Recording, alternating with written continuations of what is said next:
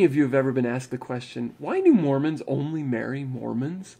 And if you're like me, you may have answered something like, because we like to believe the same things and we want to have a household where there's some unity of faith or something like that. And we kind of dance over the subject because we don't know what to say. And of course, when someone asks, why do Mormons only marry Mormons? The answer truly is, well, they don't. I mean, we all know exceptions. We all know people who have married outside the faith. But the real point is here, they should. I mean, they should marry somebody within the church. The big question is why? Why should we marry within the church? Point number 1, living the gospel of Jesus Christ is a huge commitment. And it's really not fair for a member of the church to expect a friend of the church to just put up with their spouse's lifestyle. I mean, seriously, think about it. We go to church every week.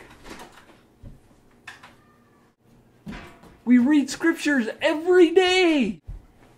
We have family home evening every week. We attend weekly get-togethers like young men's, young women's, Relief Society functions, service projects. We read scriptures together every day. We give 10% of our income to the church voluntarily every paycheck. We don't drink. We don't smoke.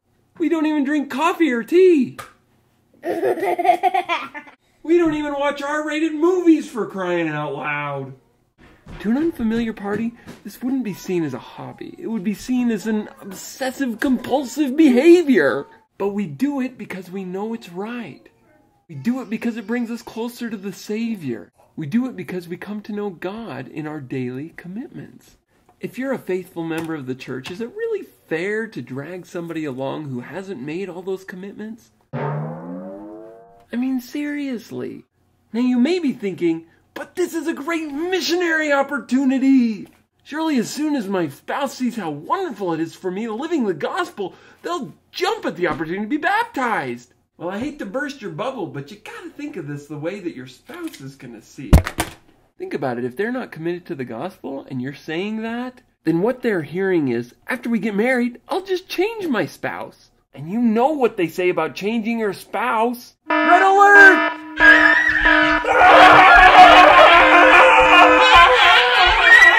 You don't want to marry someone to change them. Not ever. And it's true, spouses change, but not always in the way their spouse wants them to. And not always in a consistent way. But you can't decide what changes will take place in your spouse. That's not your place to do that. Because that's one of the beauties of making the same commitment to the gospel. You can help each other keep the commitments. But it's not because one of you got the other to make the commitment. It's because both of you, of your own choice, made the commitment for yourself. And now you can help each other keep that commitment. It's really not fair for you to ask your spouse to make those commitments if they haven't made them for themselves. Which brings up a point that has to be made. If you marry someone hoping that they'll accept the gospel someday, your spouse is likely to resent God for taking so much of your time and attention. Think about it. You know it's true.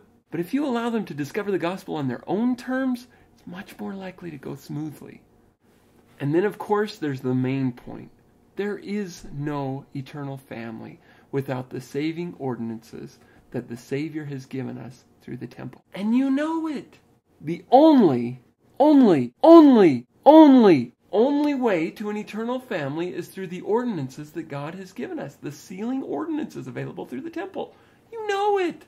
Now, I'll admit, people outside the church aren't going to believe that. But if you believe it, then they will understand why you are so insistent on marrying a faithful, active member of the Church of Jesus Christ of Latter-day Saints. They might not accept the gospel, but they'll recognize that you do, and they'll support you in it. The point? Marry in the temple. Just do it. Thanks for joining us today. Again, I'm Chaz Hathaway, author of Marriage is Ordained of God, but Who Came Up with Dating? A humorous guide to help you succeed in dating, and Giraffe Tracks, the inspiring true story of an LDS missionary in post-apartheid South Africa. Thanks for joining us again today for another episode of Gospel Living Made Awesome!